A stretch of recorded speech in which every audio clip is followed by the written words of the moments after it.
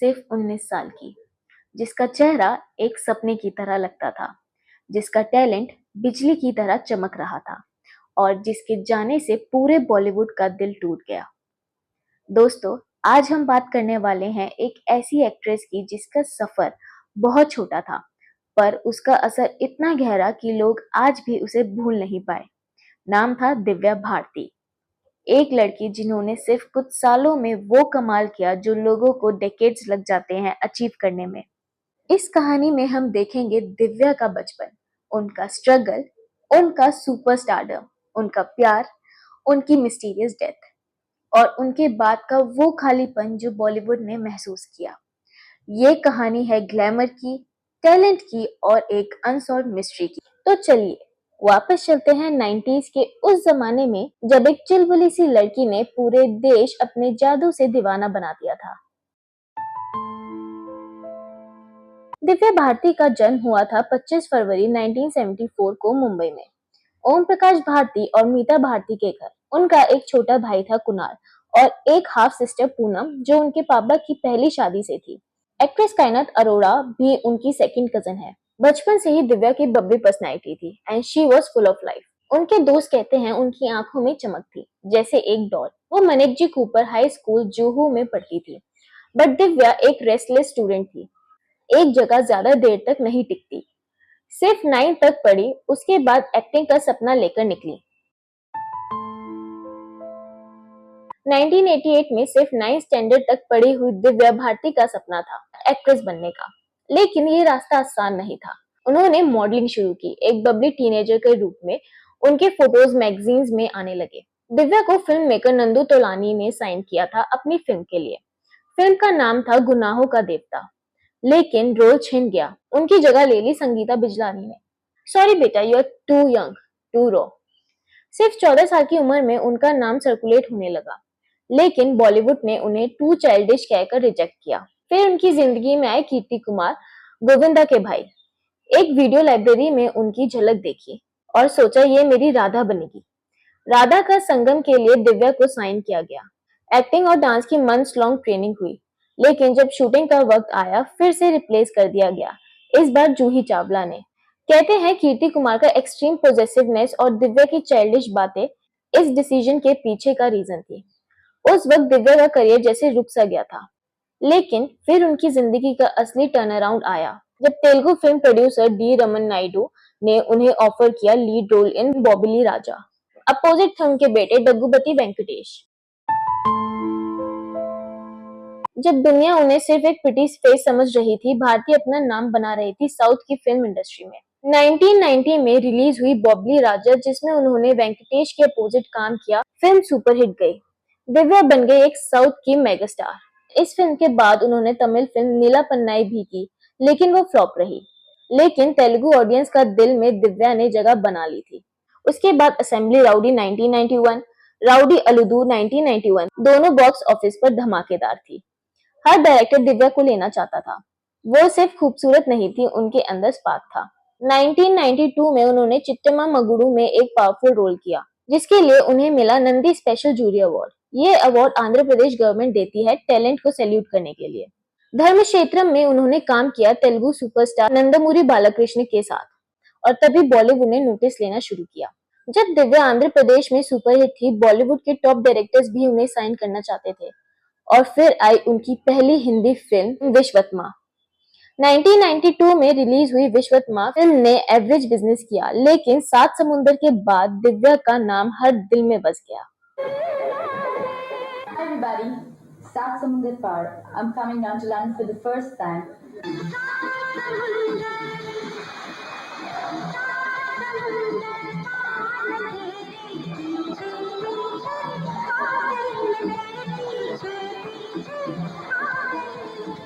एक वीक बाद आई दिल का क्या कसूर।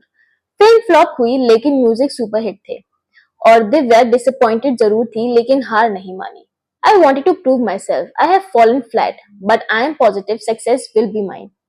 फिर मार्च 1992 में रिलीज हुई शोला और शबनम, और दिव्या का असली ब्लास्ट हुआ बॉलीवुड में। डेविड धवन की इस फिल्म ने दिव्या को एक कमर्शियल क्वीन बना दिया।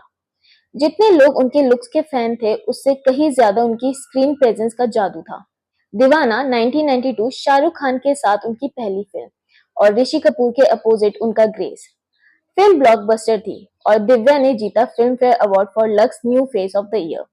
1992 में ही आई उनकी मल्टीपल रिलीज जान से प्यारा, गीत, दुश्मन जमाना, बलवान, सुनील शेट्टी डेब्यू और हेमा मालिनी की डायरेक्टोरियल दिल आशना है।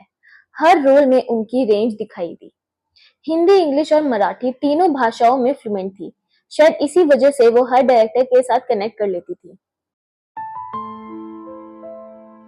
शोला और शबनम के सेट पर दिव्या की मुलाकात होती है गोविंदा के थ्रू एक यंग प्रोड्यूसर से, साजिद नाडियाडवाला।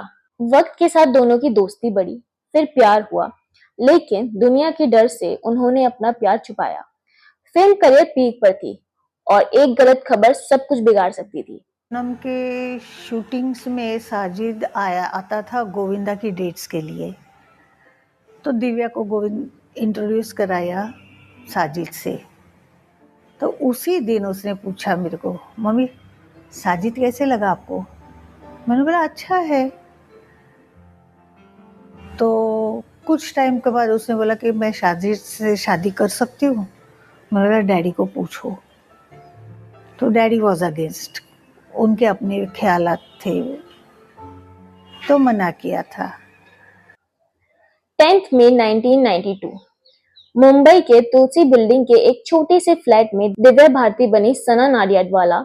इस्लाम कबूल किया और एक प्राइवेट निकाह हुआ, सिर्फ उनके हेयर ड्रेसर संध्या के हस्बैंड और एक काजी के सामने। ये शादी एकदम सीक्रेट रखी गई, ना मीडिया को पता चला, ना इंडस्ट्री को। उन्हें डर था कि उनकी इमेज और करियर दोनों खत्म ना हो जाए। सिर्फ कुछ लोगों को पता था। मम्मी से उन्होंने कहा था आप विटनेस बन जाओ, लेकिन मीता भारती ने मना कर दिया क्योंकि उनके हस्बैंड ओम प्रकाश भारती को कुछ नहीं बताना था। जब वो 18 की कंप्लीट हुई, उसने बोला मम्मी मैं अभी आज शादी कर रही हूँ, तो आप आ जाओ, वो करो। तो मैंने कहा नहीं दिव्या मैं नहीं आ सकती, जो क्या कहते हैं उसके विटनेस। मैंने बोला मैं विटनेस नहीं बन सकती क्योंकि डैडी को तुम बता नहीं रहे हो, कि हाँ तो डैडी को बताओ तब मैं आती हूँ। तो उसने बोला ठीक है आप मत आओ। तो शादी के दिन शाम को मेरे को उसने बुलाया, शादी हो गई दिन में, शाम को बुलाया। उस दिन बहुत बुखार था, बहुत बीमार थी। तो मैंने कहा कोई बात नहीं। तो उसने उस दिन उधर ही रही, नेक्स्ट डे वापस आ गई कि डैडी को नहीं बताया है, डैडी को क्या बताएंगे कि कहाँ है दिव्या। तो वो हमारे साथ ही रहती रही, कभी कभी साजिद से मिलती रही। 3-4 महीने के बाद दिवाली थी तो साजिद घर पे आया था। उसने बता दिया कि हम लोगों ने शादी कर ली। सिर्फ 19 साल की उम्र में 21 फिल्में कंप्लीट करने वाली और बॉलीवुड की हाईएस्ट पेड एक्ट्रेसेस में शामिल होने वाली दिव्या भारती एक स्टार थी। तेलुगु ऑडियंस को भी वो भूली नहीं। 1993 की चित्तमा मोगुडू मोहन बाबू के अपोजिट उनका लास्ट तेलुगु फिल्म थी और उनकी जिंदगी का लास्ट रिलीज क्षत्रिय 26 मार्च 1993। 5 अप्रैल 1993 का वो शाम एक ऐसा पल बन गया जो बॉलीवुड की दुनिया में कभी भुलाया नहीं जा सकता। दिव्या भारती सिर्फ 19 साल की उम्र में अपनी जिंदगी के सबसे सक्सेसफुल फेज में थी, लेकिन उस रात कुछ ऐसा हुआ जिसने सबको हिलाकर रख दिया। उस रात उनके घर पर डिजाइनर नीता लुल्ला और उनके हस्बैंड श्याम लुल्ला, दिव्या की मेड अमृता कुमारी मौजूद थे। सब कुछ नॉर्मल लग रहा था, लेकिन कुछ ही देर बाद लेट इवनिंग में किसी ने भी नहीं सोचा था कि दिव्या अपने 5th फ्लोर के अपार्टमेंट के बालकनी से नीचे गिर जाएंगी। सब कुछ समझने में वक्त लगा कि हो क्या गया। दिव्या को तुरंत कूपर हॉस्पिटल ले जाया गया, लेकिन कुछ भी करने से पहले वो जा चुकी थी। सिर्फ 19 साल की उम्र में दुनिया को अलविदा कह दिया। मुझे नया घर लेना है बांद्रा में पाली में, तो कुणाल ने अपनी जीप निकाली, मैं भी साथ में था। तो सोनू मुखर्जी के घर में गए, तो उसने 80-90 लाख मांगा कुछ समथिंग। मैं कहा कहाँ पैसा? कहते पैसा हो जाएगा, मैंने पिक्चर साइन की है। ऐसे घूमते रहे करते रहे। फिर हम पुराने फ्लैट में गए बांद्रा पालील में, तो इसके फ्रेंडशिप पुराने बचपन की, फिर उनके साथ खेलते रहा, मैं भी उधर ही बैठा रहा। ये किया वही 10 बजे 11 बज गए, तो उसके घर से टेलीफोन आया कि दिव्या वो कल मॉरिशस भी जाना है तो नीता लूला घर में है, तो उसने कपड़े देखने ये करने। तो फिर दिव्या को बोलने चलो चलो डैडी जल्दी, वो बैठे हैं ये चलो। तो मैं यहाँ उतर गया, कुणाल उसको छोड़ने गया दिव्या को घर पे, और घर में सिर्फ अमरू थी, नीता लूला, दिव्या, ये चार ही थे। कुणाल घर में आ गया था जल्दी। 15 मिनट के बाद बोला कि she had a fall and she died. तो मेरे को टेलीफोन आया, कूपर में गए, दैट्स व्हाट हुआ। बाकी इसको मालूम होगा तो I was not in my senses. फिर साजिद को मालूम पड़ा, वो भी बेहोश हो गया, कुछ पता नहीं चला, फिर मुझे नहीं मालूम। पोस्टमार्टम रिपोर्ट में कॉज ऑफ डेथ बताया गया सीवियर हेड इंजरीज और इंटरनल ब्लीडिंग। और इसके बाद शुरू हुआ एक सिलसिला सवालों का, शक का और अफवाहों का। लोग कॉन्स्पिरेसी थ्योरीज में डूब गए। कुछ लोगों ने फाउल प्ले भी क्लेम किया, लेकिन दिव्या के पापा ओम प्रकाश भारती ने ये सब अफवाहों को गलत ठहराते हुए कहा, ये सिर्फ एक दुर्घटना थी, किसी का इसमें कोई हाथ नहीं था। 7 अप्रैल 1993 को दिव्या भारती को पर्ल के शमशान घाट में अंतिम विदाई दी गई। पूरा देश शॉक में था। एक ब्राइट यंग स्टार बिना किसी वार्निंग के चली गई।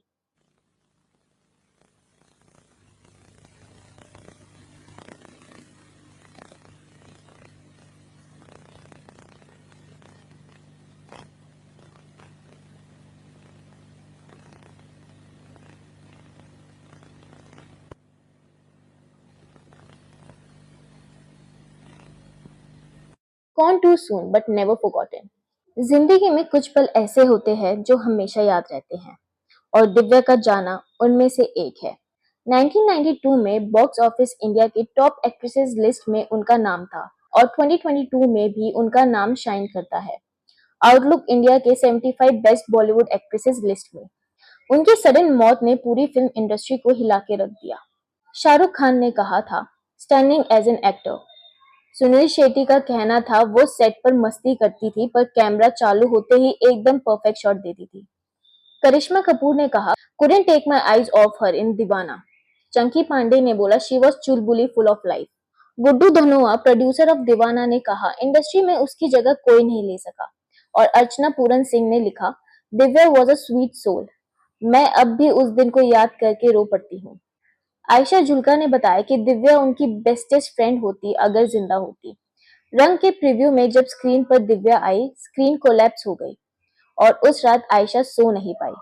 एक्ट्रेस सोनम खान ने बताया कि विश्वकर्मा के दौरान उनकी दोस्ती दिव्या से हो गई थी और दिव्या ने उसके होने वाले बच्चे के लिए मून देखकर दुआ भी दी थी। नए एक्टर्स भी दिव्या को याद करते हैं। वरुण धवन ने कहा, मैं उनके साथ काम करना चाहता था। अनुष्का शर्मा ने कन्फेस किया, 7 समुंदर पार में बचपन में डांस करती थी। जब दिव्या की मौत हुई, मेरी माँ ने मुझे 1 हफ्ते नहीं बताया। A very beautiful person, and she has only proved the maxim which goes that only the good die young.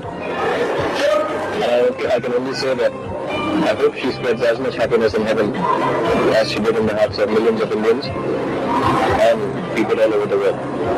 And may her soul rest. Dev Anand ने 2011 में एक फिल्म बनाई, चार्जशीट, जिसका प्लॉट लूजली दिव्या के मिस्टीरियस डेथ पर बेस्ड था। और जो सपने अधूरे रह गए उनमें थे उनके बड़े को स्टार्स के साथ प्रोजेक्ट, सलमान खान के साथ 2 कदम, अक्षय कुमार के साथ परिणाम, जैकी श्रॉफ के साथ चल पे चल। लेकिन ये सब दिव्या के जाने के बाद शेल्व्ड हो गए। और 1993 में उनकी मूवी आने वाली थी चिंतामणि, जो कि शेल्व्ड हो गई। धनवान, जिसमें उन्हें रिप्लेस किया गया करिश्मा कपूर से। लाडला, जो उन्होंने आधी शूट कर ली थी लेकिन बाद में पूरा शूट श्रीदेवी ने कंप्लीट किया। रटकर तुम लोग कुछ भी कर सकते हो क्या? ये है श्रीदेवी, फिल्म लाडला की हीरोइन। मगर क्या आपको पता है कि पहले इस फिल्म में दिव्या भारती थी? तो देखिए लाडला के कुछ दृश्य दिव्या भारती के साथ, यानी 94 में आप जो देखने वाले थे मगर नहीं देख पाए।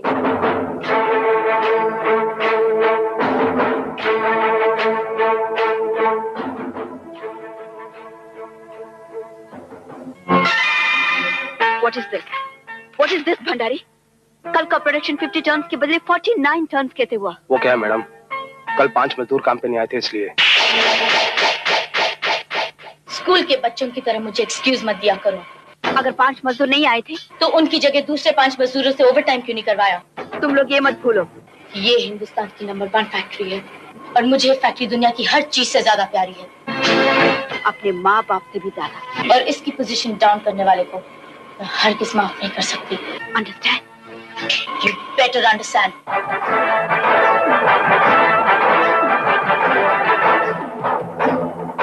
मेरे गुलाम तेरा कत्ले आम करूं क्या मैं बता, सर को झुका के मुझे कर सलाम, तूने की है खता। मुझसे हजारों लड़के शादी करना चाहते हैं, मगर मैं चाहती हूँ तो सिर्फ आपके बेटे को, इसलिए कि मेरी फैक्ट्री का वही पहला मजदूर है जो अपने मालिकों का दिया हुआ बोनस सूद समेत लौटाता है। वो मेरी मोहब्बत को नहीं समझता, लेकिन सुना है कि वो आपका लाडला है। आपकी किसी बात को नहीं टालता। मैं आपके बेटे को कितना चाहती हूँ, इसी बात का यकीन दिलाने आई हूँ।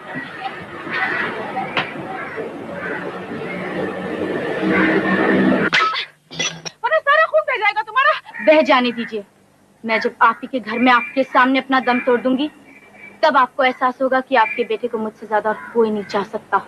नहीं नहीं बेटी, ये क्या पागल। दिव्या भारती को मोहरा और दिलवाले में भी साइन किया गया, लेकिन बाद में उन्हें रिप्लेस कर दिया गया रवीना टंडन से।